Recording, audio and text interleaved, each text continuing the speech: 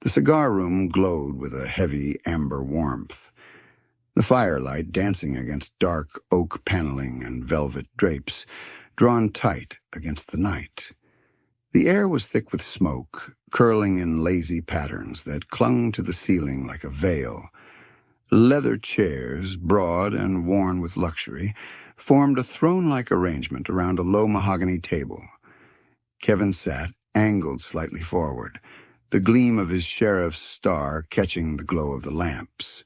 His suit was sharp, every fold deliberate, and the cigar in his hand burned slow and steady, just as he intended every plan to unfold.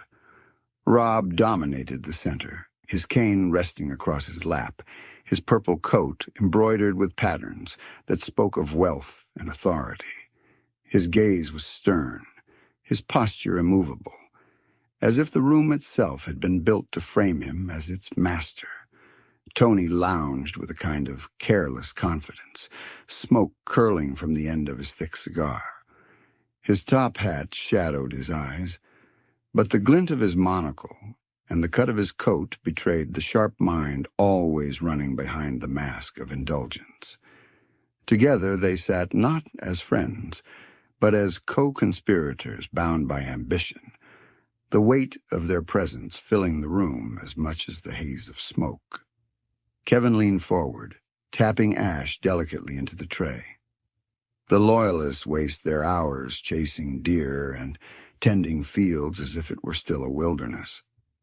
If they put half that effort into production, our factories would hum twice as loud. His voice was smooth, clipped, every word sharpened like a blade hidden beneath a smile.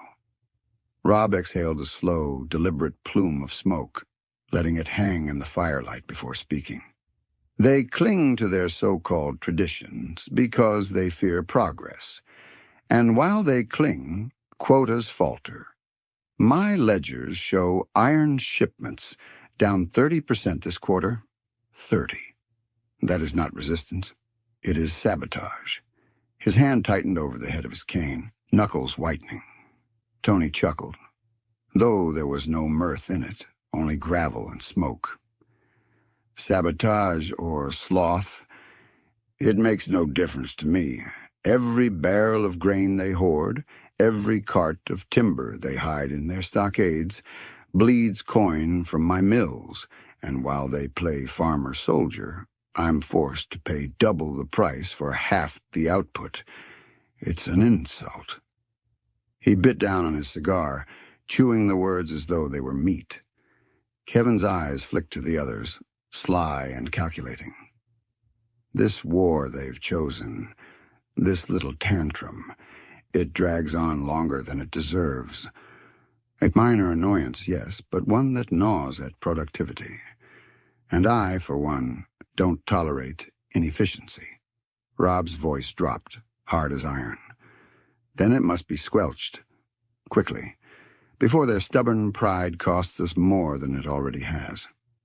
Tony raised his glass in mock salute, the firelight glinting off its rim. To squelching, then. And to teaching the Loyalists that tradition is a luxury progress cannot afford. The three men drank, the clink of crystal punctuating the smoke-thick silence, as if sealing the promise in the air itself. Grice, the frontier judge in Oregon, is already in my pocket. I'll set him loose on these rabble-rousers. Tony gave a slow, satisfied nod, amusement in his voice. I still pull strings with that General Turned farmer in Texas. His family are my guests. I'll send him after those heathens. And Derek in Ohio. I'll handle him myself. Rob lifted his glass, eyes cold and deliberate. I have a cousin who's done more than his share of dirty work for me. He'll fan the flames in Louisiana, stir mutiny until the place is ungovernable. They leaned back into the leather, the smoke, and the promise of it all settling between them like a sentence already written.